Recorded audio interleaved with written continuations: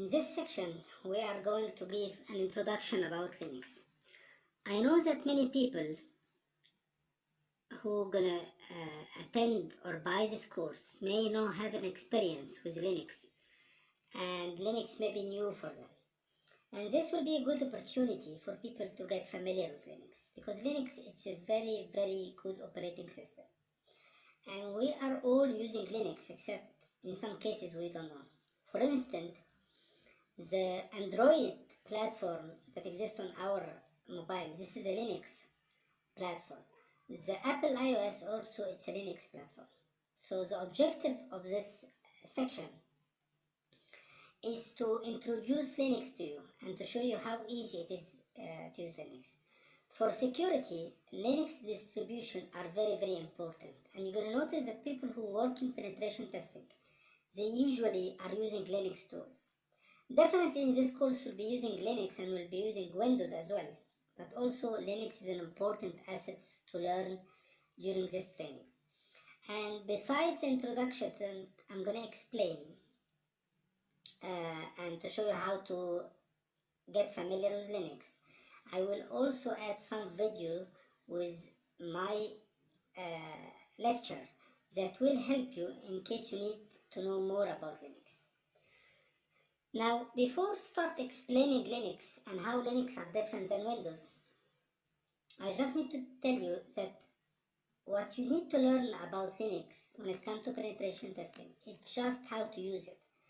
We don't need to learn about the operating system architecture, the Linux architecture, or how it works, or what is the kernel, or you don't need to go that deep. It's like Windows. A lot of people are using Windows, and they just know how to use it. They just know how to run application from Windows, but not necessarily they know how the operating system are communicated with the hardware.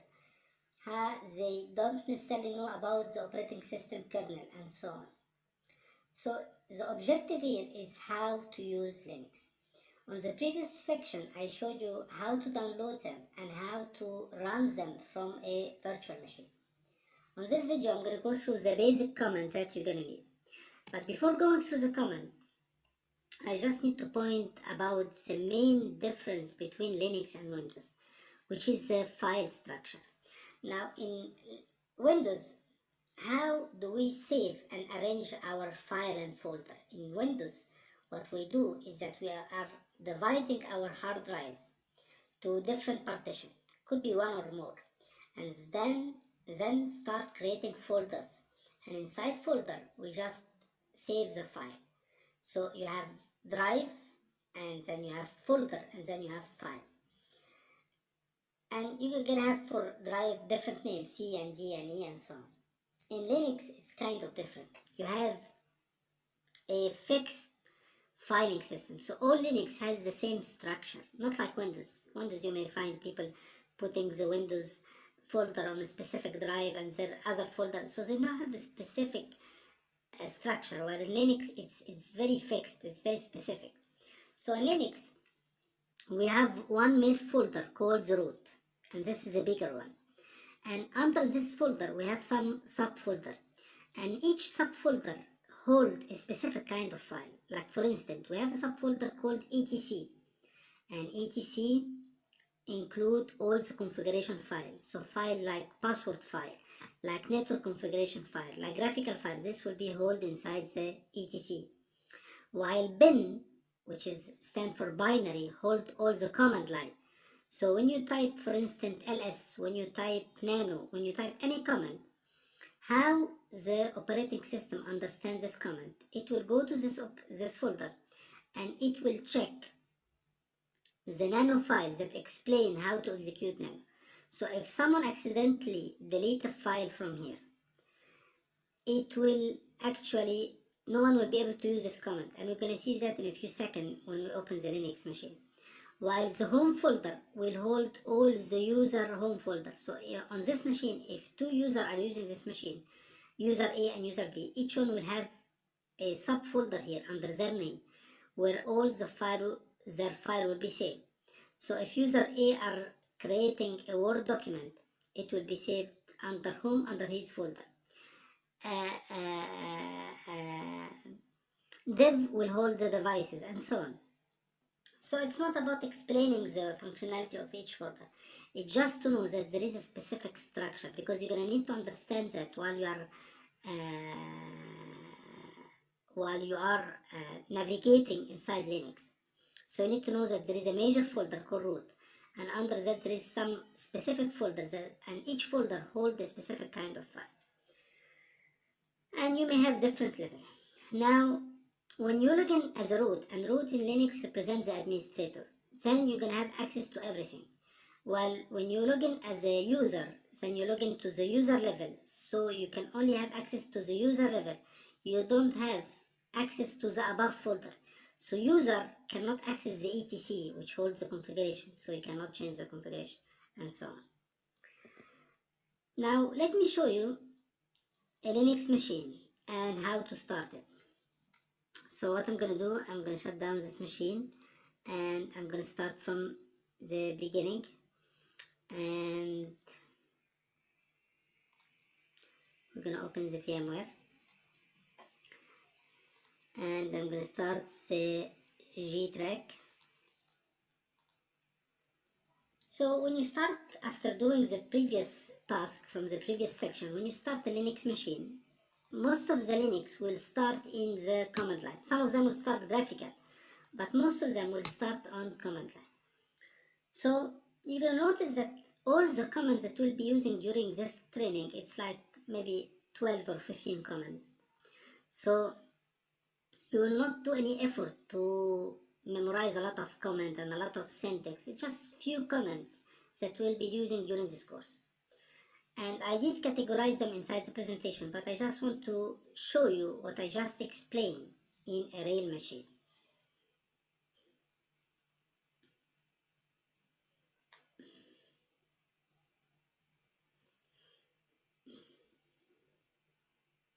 So once any Linux or most of the Linux start in a command line. Now I need to start the graphical interface, so I should just type start X. And by the way, I need to tell you that Linux is case sensitive. So when you write a command, make sure all the command should be written in a small letters. So if you write the same command in capital letter, it will not be executed. So just be careful while you're doing that. And it will start the graphical interface. Now I just first want to show you how it looks like. And then we are going to get back to our presentation. So it's a graphical interface. It's very similar to Windows, where you have computer, you have different icon on desktop, and you can add more. You have a taskbar, and you have the G-Track menu here, where all the items are there but categorized. So G-Track here has all the penetration testing tool, categorized, penetration, information gathering, vulnerability and everything, while services has some services like SQL and Apache and so on. Internet has all the browser, so if you need to browse anything, and setting system tools, it's like the control panel in Windows, so you feel free to navigate there. And then you can right click here and you can open a terminal, or you can change this, very similar to Windows. Now let me start by showing you the structure that I just explained. So when we open my computer, you can see that it will ask you, or it will give you the location right now. But if I go there and I put the sign which represents the root, it will show you the folders that I just explained. The etc that has all the configuration file, all the folder and file. We are going to have the binary that has all the command, so all the command will be here.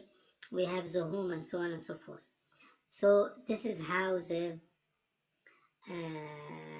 file system in any Linux look like. So let me open a terminal, and because we're going to test some command while we are doing that, and let me change the size for you, and so it will be more clear for you. Okay, so this is 12.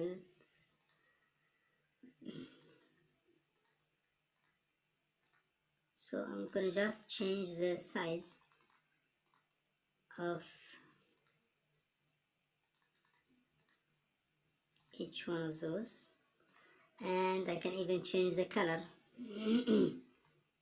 so it will be clear. So it's, as you can see, it's quite easy to use that, and you can navigate and you can discover that. So in the command line,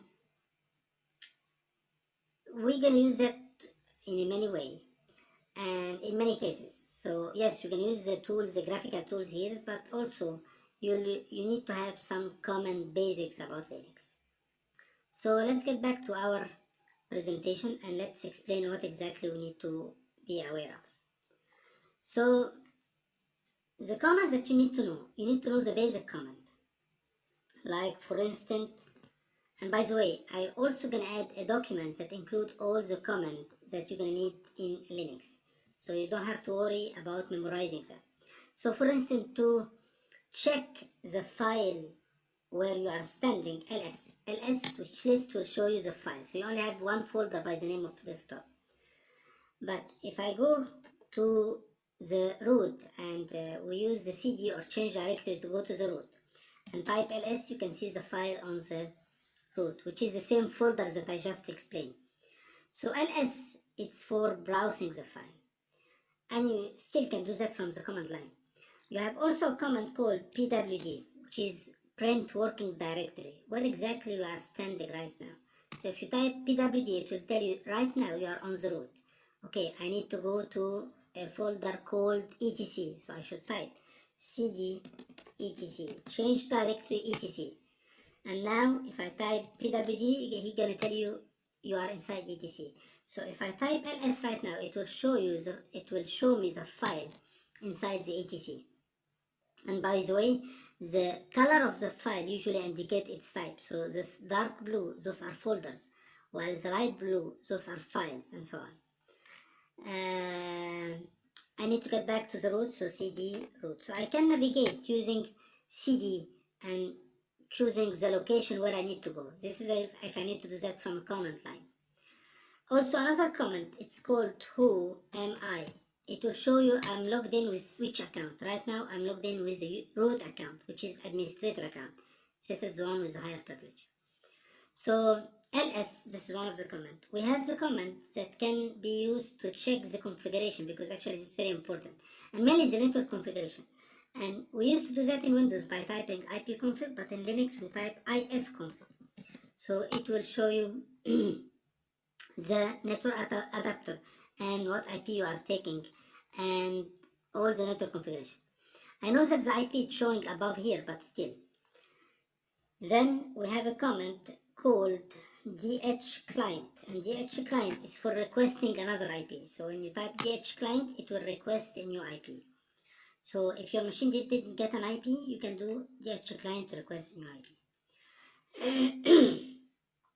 So those are some of the basic commands. What else do we need to know about, or what other command we need?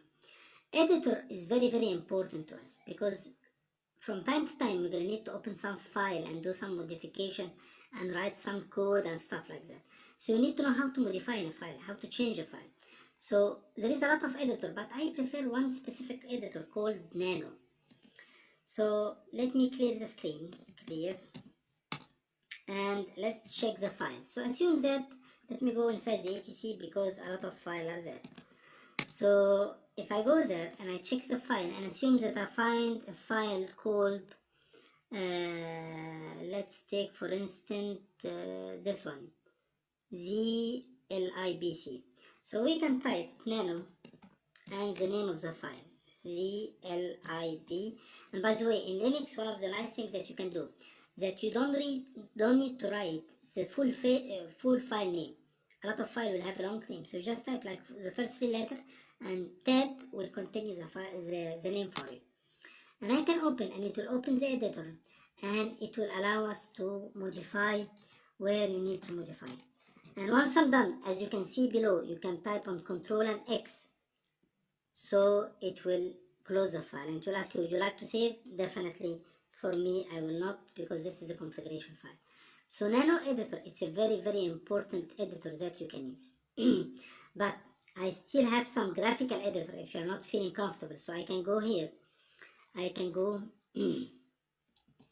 to the root, and in any folder I would like to go, etc for instance, and I can open any of those files. Those are folders, the orange one are folders, so I can go here for instance and I can open the file and I can modify.